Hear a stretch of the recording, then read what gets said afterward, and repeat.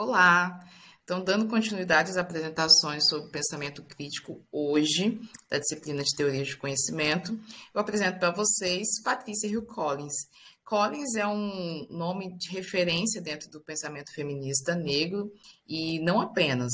Ela fala também sobre nacionalismo, sobre arte, sobre política, sobre classes, enfim. Ela tem um compromisso em entender os fenômenos sociais como um todo a partir de um lugar, que é o seu lugar de fala. E ela constrói toda uma teoria a partir desse discurso. Collins nasceu em 1º de maio de 1948, na Filadélfia. Sai da Filadélfia em 65, quando vai cursar a faculdade de Sociologia na Universidade de Brandeis, em Halton, em Massachusetts.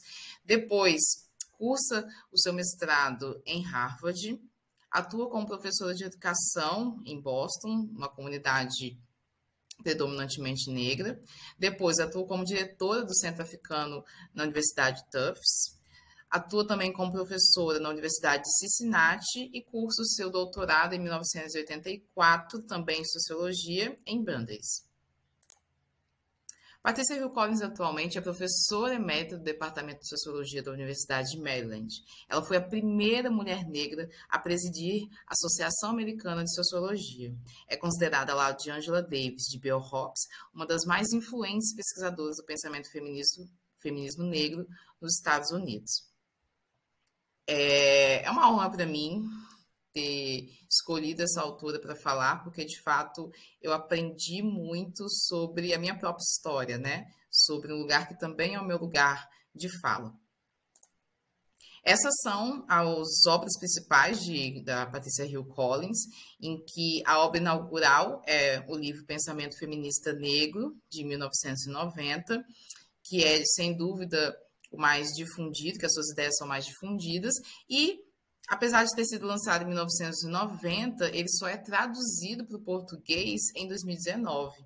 Então, essa forma tardia de chegada desse conhecimento que é tão relevante também já denota para a gente um tipo de supressão do pensamento intelectual de uma mulher negra. Então, é muito triste que quase 30 anos depois essa obra chega ao Brasil, né? Deveria ter chegado muito antes. E é a partir dessa primeira obra, Pensamento Feminista Negro, que eu vou basear toda a construção dessa apresentação do trabalho. E nessa obra, Collins fala principalmente sobre a construção social do pensamento feminista negro. E como ela faz isso? Ela faz isso a partir do seu lugar, do seu discurso, das suas experiências e das suas vivências.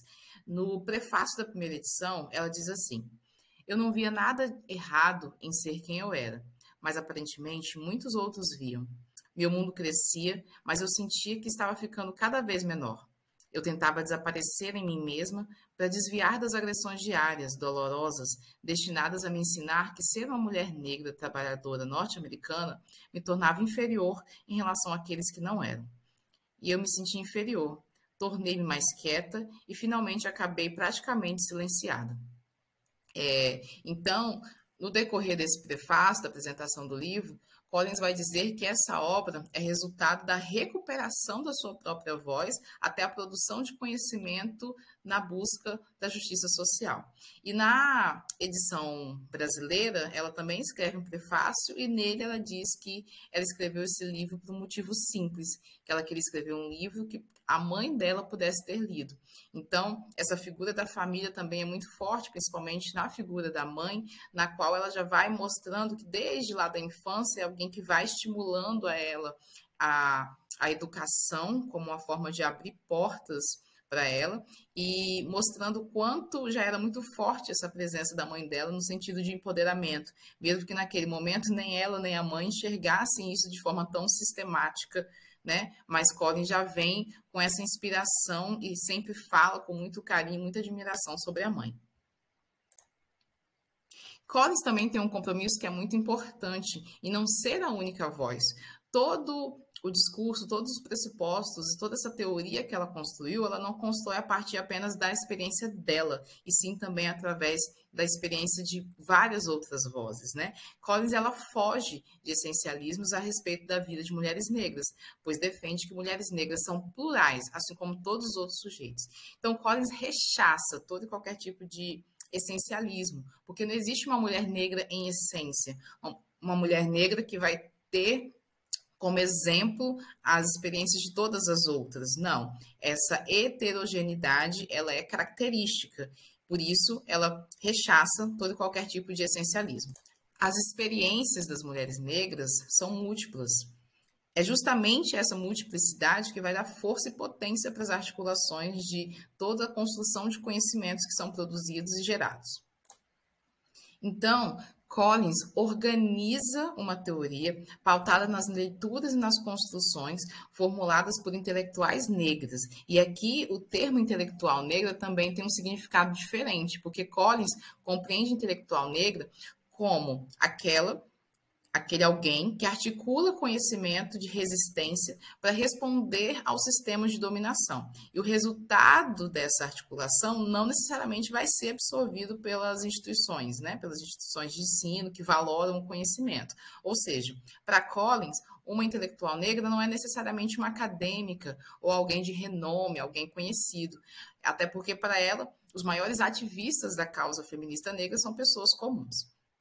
Então, ela vai unir todas essas vozes a partir da obra Pensamento Feminista Negro e criar toda essa rede articulada de conhecimento. Ela já inicia, por exemplo, o primeiro capítulo trazendo uma dessas vozes que foram silenciadas, né? Que é, por exemplo, a da Maria Stewart, trazendo alguns trechos e a partir desses trechos ela vai contextualizando e dando prosseguimento ao desenvolvimento do capítulo. Ela traz o trecho que diz assim: até quando as nobres filhas da África serão forçadas a deixar que seu talento e seu pensamento sejam soterrados por montanhas de panelas e chaleiras de ferro? É inútil continuarmos sentadas, de braços cruzados, repreendendo os brancos. Isso não vai contribuir para melhorar nossa condição. Assim como o rei Salomão, que não pegou emprego nem martelo na construção de seu templo, mas levou os louros por ele, os estadunidenses brancos levam o mérito, quando na realidade sua principal base e alicerce fomos nós. Nós fomos atrás das sombras, eles ficaram com a matéria. Nós fomos incumbidos do trabalho, eles ficaram com os rendimentos. Nós plantamos as vinhas, eles comeram os frutos. Então, Collins traz aqui a figura da Maria Stewart, que era uma órfã que desde os 5 anos de idade foi entregue aos serviços da família de um clérigo como trabalhadora doméstica, e ela lutou para se educar quando e da maneira que ela pôde, de forma muito fragmentada, até porque ela não tinha direito à educação, né? E Collins traz aqui essa primeira figura de uma feminista que foi silenciada na Maria Stewart, porque ela foi pioneira. Ela foi a primeira mulher nos Estados Unidos a proferir discursos sobre questões políticas e de causa feminista negra. Além disso, fica nítido a partir das palavras da Maria que ela incentivou as mulheres negras a criar definições próprias de autoconfiança e de independência, fugindo, né, desse contexto de subordinação que já era muito característico. Então, Collins, a partir desse contexto, trata da importância da dialética da opressão e do ativismo, porque compreender essa dialética, de acordo com Collins, é crucial para identificarmos o pensamento feminista negro nos Estados Unidos, os seus temas centrais, a sua importância epistemológica, as suas conexões com a prática feminista negra, nacional e transnacional. Entendendo que essa dialética está fundamentalmente inscrita em um contexto político que desafia o próprio direito de existência dessas leis. Então, a partir dessa dialética surgem, então, as consequências dessa opressão.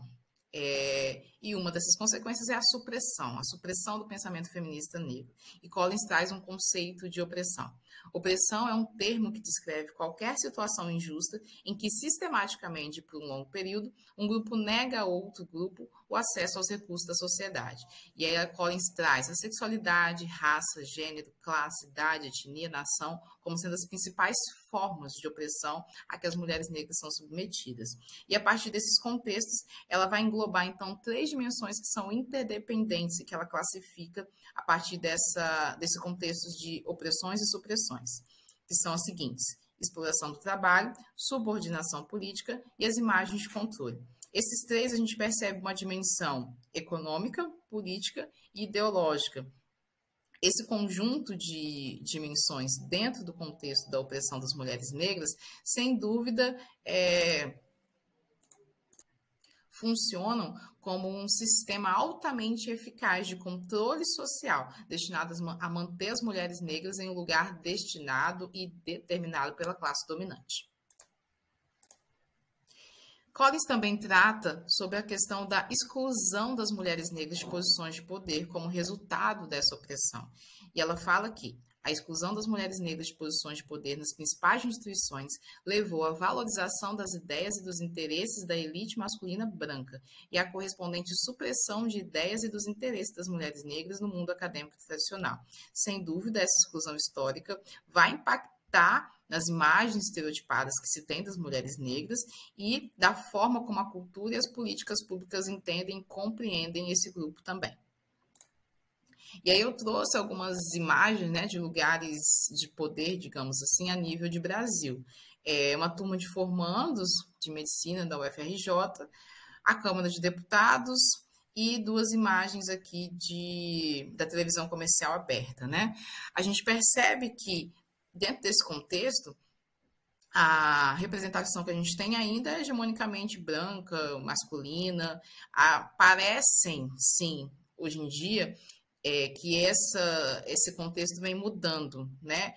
Se tem o aparecimento de figuras negras, tanto masculinas quanto femininas, em lugares de poder, mas é muito incipiente, é pouco. E tem uma explicação histórica para isso, né? Por domínios e por contextos econômicos, políticos e ideológicos. Bom, Collins também traz uma outra forma de supressão, que é a omissão. Nesse contexto, ela traz que, ironicamente, os feminismos ocidentais também suprimiram as ideias das mulheres negras, né? E traz exemplo aqui da Nancy e da Carol, que são duas feministas renomadas que fizeram estudos, a Nancy sobre a socialização dos papéis sexuais e a Carol sobre o desenvolvimento moral das mulheres. E aí Collins diz assim: teorias apresentadas como universalmente aplicáveis às mulheres como grupo parecem, após o exame mais detalhado, bastante limitadas pela origem branca, ocidental e de classe média de suas proponentes. Então, esses dois estudos, por exemplo, tiveram contribuições muito significativas para o movimento feminista como um todo. Porém, de acordo com Collins, eles excluem as especificidades da mulher negra. Na verdade, nem menciona em momento algum. E aí cria uma imagem genérica de mulher como sendo ocidental, branca e de classe média. Outro padrão de supressão consiste em defender no discurso a necessidade de diversidade, mas mudar pouco a prática. Nesse contexto, o Collins traz dois exemplos, né, de discursos e de ações relacionados às falas das feministas brancas. Primeiro, elas alegam que, por não serem negras, não são qualificadas para compreender ou menos falar sobre as exigências das mulheres negras, e outras abrem espaço para algumas vozes negras garantidas, escolhidas a dedo, para não serem acusadas de racismo. Então, esses dois exemplos refletem a relutância de muitas feministas brancas estadunidenses em alterar os paradigmas que norteiam seu trabalho. Um outro padrão mais recente de supressão implica incorporar, alterar e, assim, despolitizar as ideias feministas negras. Collins vem, então, indicar que esse padrão é mais recente porque ele surge a partir da popularização do movimento feminista negro. Collins traz o pensamento feminista negro como uma teoria social crítica. E aqui o que eu acho muito interessante é que, para Collins, resumindo, né, ou a gente tem justiça social para todos os grupos subordinados, ou a gente está tratando de uma outra coisa que não é justiça social. Basicamente, então, Collins trata do pressuposto do ativismo para além do feminismo branco, porque ela reconhece a necessidade da gente quebrar todas as amarras de injustiça para todos os grupos, seja de mulheres negras ou não. E aí ela diz que a identidade do pensamento feminista negro como teoria social crítica reside em seu compromisso com a justiça, tanto para as estadunidenses negras como coletividade, quanto para os outros grupos oprimidos. Collins traz, então, algumas características distintivas para o pensamento feminista negro e ela abre esse capítulo com o seguinte trecho. Parece que as palavras têm me fugido ultimamente. Sinto como se tivesse uma esteira linguística, cuja velocidade aumentou gradual, mas inequivocadamente, de modo que nenhuma palavra que eu use de forma positiva para escrever a mim mesma ou a meus projetos acadêmicos dura mais de 5 segundos. Não há palavras na língua inglesa que justifiquem, por exemplo, a minha presença na academia. No momento em que encontro um símbolo de minha presença nos seletos salões das instituições de elite, ele é roubado, cooptado ou associado a significados negativos. Collins usa esse trecho, que é da Patricia Williams, para ilustrar as dificuldades enfrentadas pelas mulheres negras para definir o pensamento feminista negro, porque ele engloba muitos significados, muitos contextos que às vezes acabam sendo contraditórios. E dentro desse contexto, ela traz alguns tópicos, né, que são características distintivas. A tensão, que vincula experiências e ideias, as interconexões entre as experiências das mulheres negras como coletividade heterogênea, as práticas dialógicas, o movimento dinâmico e cambiante, a importância da mudança e a relação com outros projetos de justiça social. E aí, a Collins vai trazer, dentro de um tópico maior, vários capítulos. Cada capítulo desse trata dos temas centrais do pensamento feminista negro. Aqui tem, assim, aspectos riquíssimos, né? Os tópicos são os seguintes: trabalho, família e opressão das mulheres negras, mames, matriarcas e outras imagens de controle, o poder da autodefinição, a política sexual para as mulheres negras, as relações afetivas das mulheres negras, as mulheres negras e a maternidade, repensando o ativismo das mulheres negras. É muito interessante porque o texto da Collins, e esse é o objetivo dela, ela quer escrever para que as pessoas entendam. Então, o texto da Collins não é um texto difícil, porém, dada a complexidade e a profundidade das informações que ela traz, apesar de ser um texto dinâmico, às vezes ele acaba se tornando muito pesado, né? Mas por quê? Porque ele está imbricado com muitos significados que são muito fortes, principalmente no meu caso, né, por estar lendo e aprendendo sobre contextos que dizem respeito a mim. Então, eu tive essa sensação. Então, assim, gostaria muito de falar sobre cada um desses tópicos, mas por causa do tempo não vai ser possível. Então, vou pontuar alguns aspectos principais de alguns desses temas. Primeiro, sobre o trabalho, família e opressão das mulheres negras. Nesse tópico, Collins traz um panorama histórico, né, que vai lá desde a escravidão até os tempos atuais e todos os gargalos relacionados à visão que se tem sobre a mulher negra antes e agora, e o quanto isso é desafiador. Então, ela traz os tópicos família e trabalho, o processo de escravização, a transição para o trabalho livre, urbanização e trabalho doméstico, o trabalho das mulheres negras e a economia política após a Segunda Guerra Mundial, as mulheres negras da classe trabalhadora, as novas trabalhadoras pobres, que são as mães solteiras negras, e as mulheres negras de classe média. Quando ela vai retratar sobre família e trabalho, ela traz esse trecho do livro Seus Olhos Viam Deus da Zora, que é muito forte, principalmente depois pelo significado que ela vai dando ao longo da obra. Diz assim: querida, o branco manda em tudo desde que eu me entendo por gente. Talvez o homem negro esteja no poder em algum lugar além do oceano, mas só sabemos o que vemos. Por isso, o branco larga a carga e manda o crioulo pegar. Ele pega porque tem que pegar, mas não carrega. Dá para as mulheres dele. As crioulas é as mulas do mundo, até onde eu sei.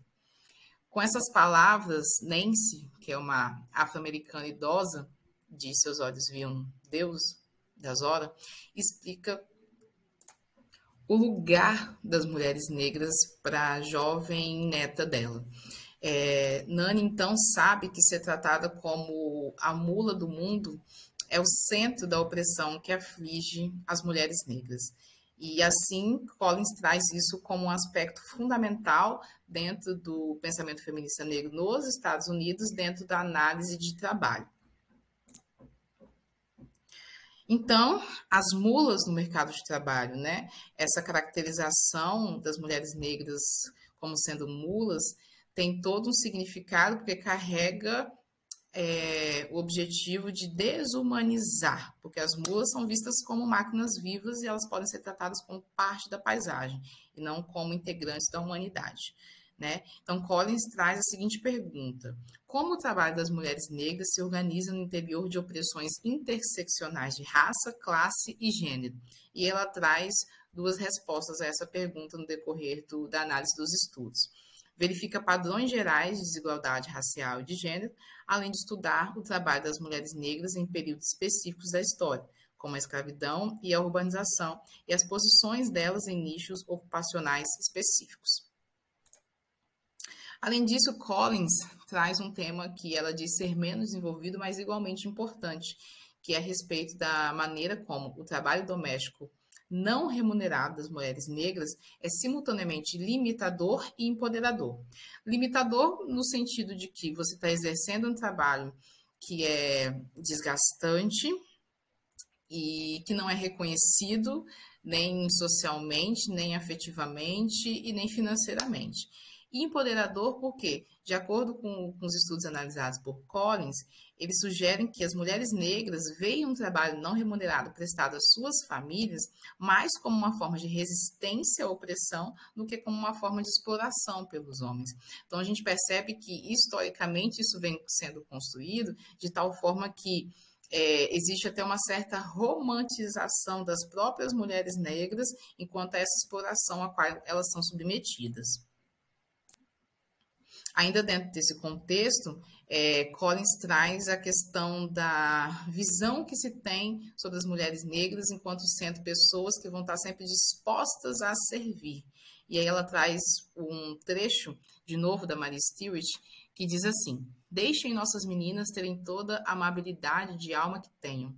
É impossível que uma delas que seja possa ascender além da servidão.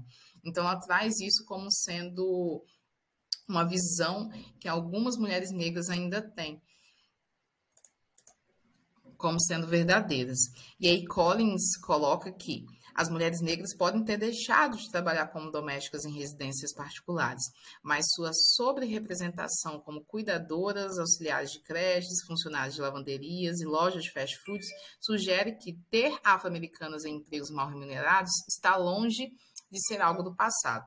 Então, Collins coloca essa questão da sobre-representação e eu achei muito interessante porque na semana passada teve a nível nacional, no programa da Globo, uma situação que foi muito difundida nas redes sociais como sendo um caso de racismo estrutural.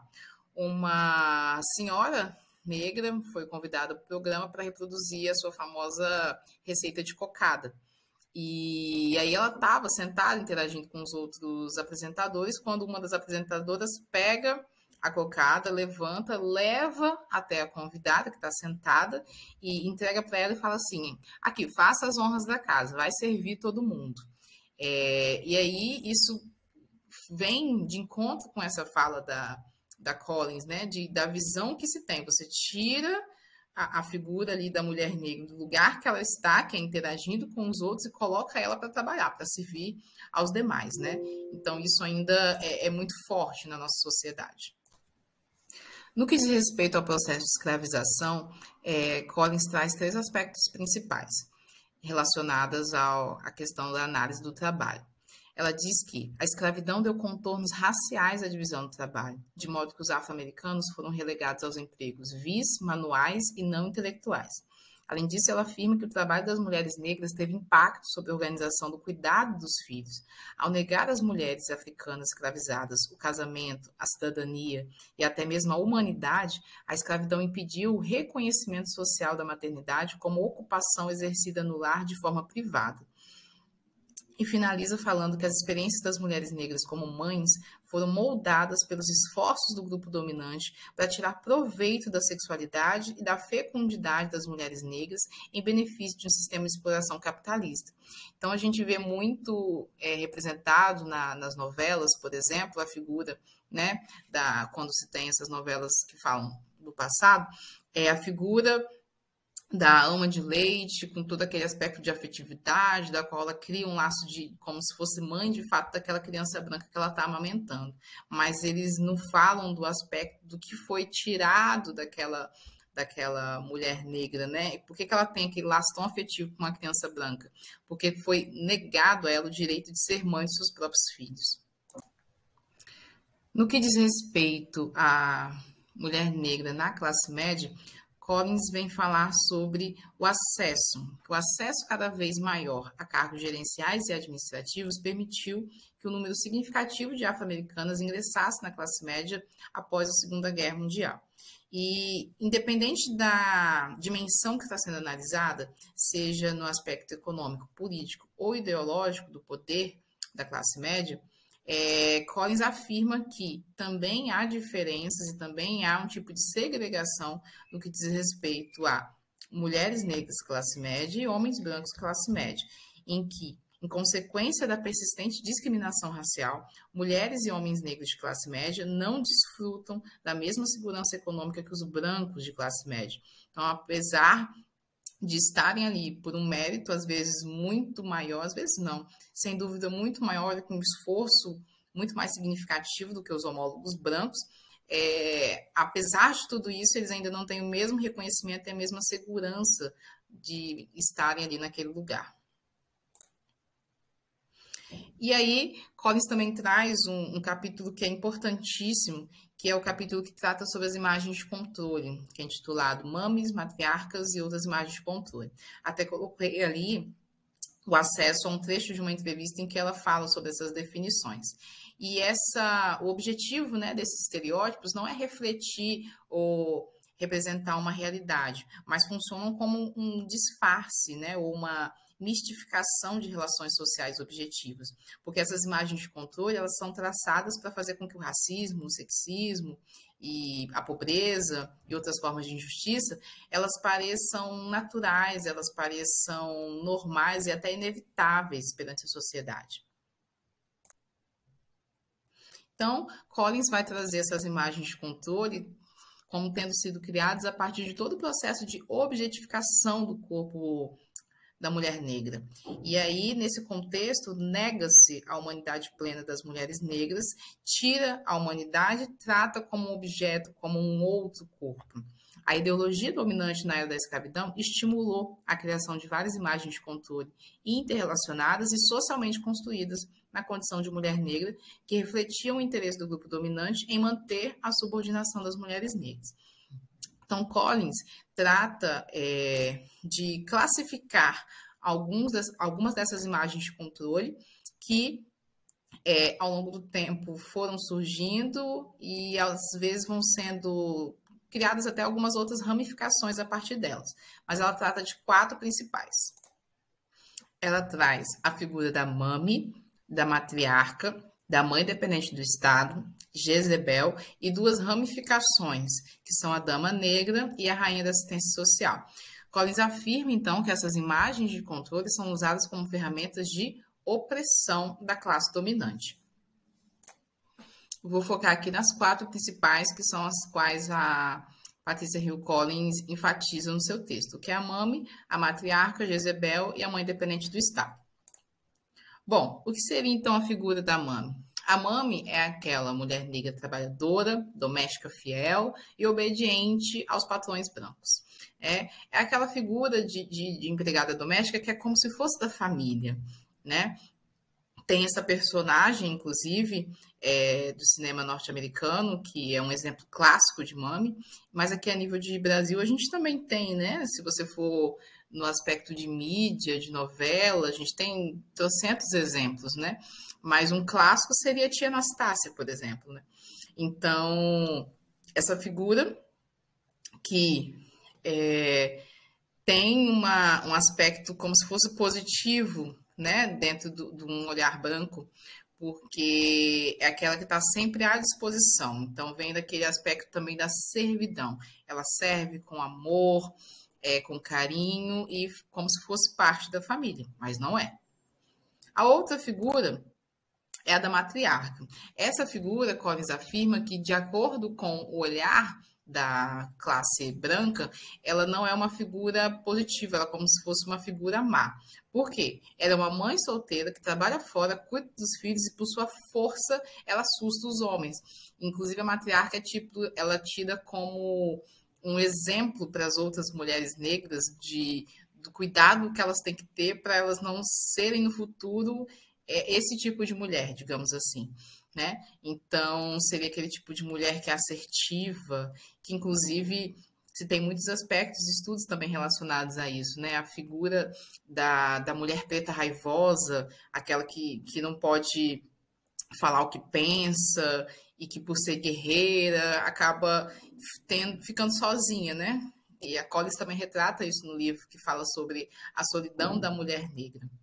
Então, essa seria a figura da matriarca. A outra figura é uma resposta, na verdade, do sucesso das mulheres negras em obter educação e serviços públicos aos quais têm direito. Então, como resposta a isso, eles criaram essa figura da mãe dependente do Estado, que seria aquela desempregada que vive às custas dos serviços sociais. É aquele famoso mamar nas tetas do Estado, né? Então, é muito visível o quanto eles vão sempre desacreditando e tirando todo o mérito de direitos que são conquistados ao longo de muito esforço, ao longo de muito tempo. E a última figura seria a figura da imagem de controle da Jezebel. Jezebel, então, é a mulher negra sedutora, devoradora de homens, que é o modo pejorativo de se referir às que reivindicam a propriedade dos seus corpos e a sua sexualidade. A título de Brasil, a figura da Jezebel, no olhar que o exterior tem sobre o Brasil, ela é muito forte, né? Principalmente quando eles associam o Brasil sempre à mulher, carnaval, futebol. Então, quando eles pensam mulher, eles pensam sempre nessa figura da Jezebel, que é um estereótipo criado também sobre a mulher negra. Então, como forma de resistência, como forma de luta, de quebrar essas amarras, né, de toda essa opressão, Collins vem sugerir o capítulo sobre o poder da autodefinição, que seria, de fato, desafiar o processo de validação do conhecimento político que resultou em imagens estereotipadas externamente definidas da condição feminina negra e criar, substituir por imagens que são autênticas, que são criadas de fato pelas mulheres negras, né? Do autorreconhecimento, da autossuficiência, da autovalorização, de uma independência, da busca pela própria voz, de criar imagens positivas sobre elas mesmas, do respeito. Collins traz até a questão do blues, né, da música, como sendo uma das formas também de resistência. Ou seja, é criar a consciência como esfera da liberdade, a partir de toda essa autoavaliação, e não reconhecendo e se apropriando dessas imagens externas que, de fato, são as imagens que são apropriadas ao longo de toda a vida de uma mulher negra, né? Collins também vai tratar de um capítulo que ela traz sobre a epistemologia feminista negra. Nesse capítulo, ela traz um olhar interseccional sobre as mulheres negras, né? Porque ela vai demonstrar que as condições históricas específicas trazidas nas narrativas, como da escravidão, da segregação racial, o patriarcado, eles proporcionaram a formação de um discurso que é diferenciado, né, sobre as mulheres negras, e com um significado que elas carregavam sobre elas mesmas. Então, a partir dessa epistemologia, ela vai trazer alguns tópicos que são importantes na construção dessa teoria social crítica, que são a experiência vivida como critério de significado, o uso do diálogo na avaliação de reivindicações de conhecimento, a ética do cuidar, a ética da responsabilidade social, as mulheres negras como agentes do conhecimento, em busca da verdade, e os processos eurocêntricos de validação do conhecimento em relações de poder. Collins traz aqui um conceito, né, para a epistemologia. Ela diz que a epistemologia constitui uma teoria abrangente do conhecimento. Ela investiga os padrões usados para avaliar o conhecimento ou o motivo pelo qual acreditamos que aquilo em que acreditamos é verdade. Longe de ser um estudo apolítico da verdade, a epistemologia indica como as relações de poder determinam em que se acredita e por quê. Collins também diz que, ao produzir o conhecimento especializado do pensamento feminista negro estadunidense, as intelectuais negras frequentemente se deparam com duas epistemologias distintas. Uma que representa interesses de homens brancos de elite e outra que expressa as preocupações do feminismo negro. E, como resposta a todo esse contexto de opressão e supressão, Collins, então, luta e defende uma política de empoderamento. Porém, ela afirma que esse empoderamento não pode ser só individual, ele exige também as mudanças nas instituições sociais injustas, né, que os afro-americanos vêm se deparando de geração em geração. E ela traz, inclusive, nesse capítulo, um trecho de um texto de uma feminista brasileira, né, feminista negra brasileira, que é a Sueli Carneiro, que diz assim: para fazer diferença na vida das mulheres negras brasileiras, temos de fazer mais que simplesmente esperar por um futuro melhor. O que temos de fazer é nos organizar e parar de questionar. O que temos de fazer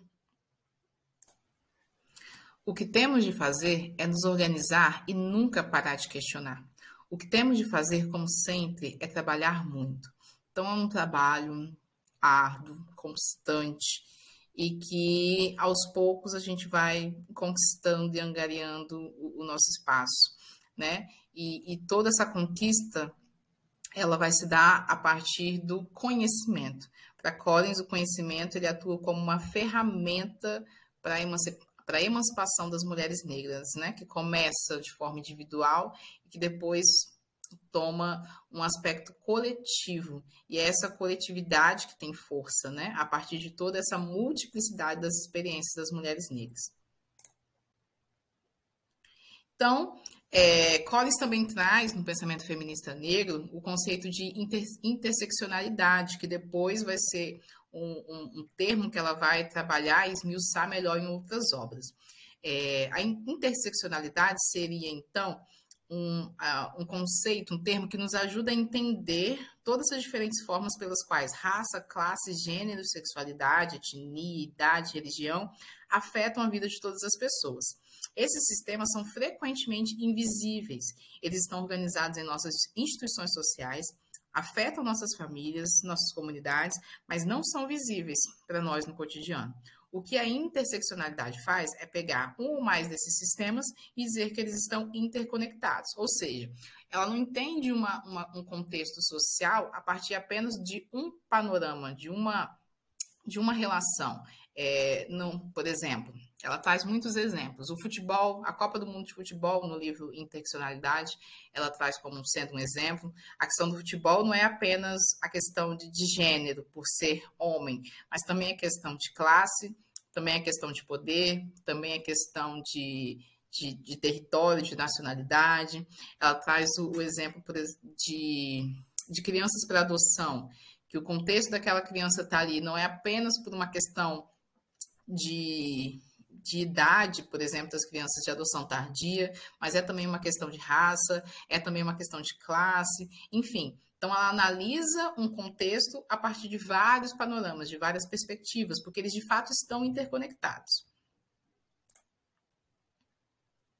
E aí, Patricia Hill Collins, ela ainda está em atuação, então a gente acha muita coisa sobre ela na internet de forma geral, várias entrevistas, várias participações dela, e aí eu achei essa que ela deu para a revista Marie Claire, em que ela contextualiza, né, a questão dos estereótipos na figura da Beyoncé, por exemplo, que ela diz que a Beyoncé, quando ela vai destacar nas músicas dela o fascínio histórico pelas nádegas das afro-americanas, ela desafia a imagem conservadora e vai celebrar o corpo das mulheres negras, né? Ou seja, toda aquela questão da autoavaliação, né? De criar imagens autênticas sobre elas mesmas. E aí a pergunta que foi feita, né? A senhora considera como pensadoras negras não só as acadêmicas, mas também artistas, cantoras, musicistas e mulheres da classe trabalhadora. Quais experiências a levaram a essas conclusões?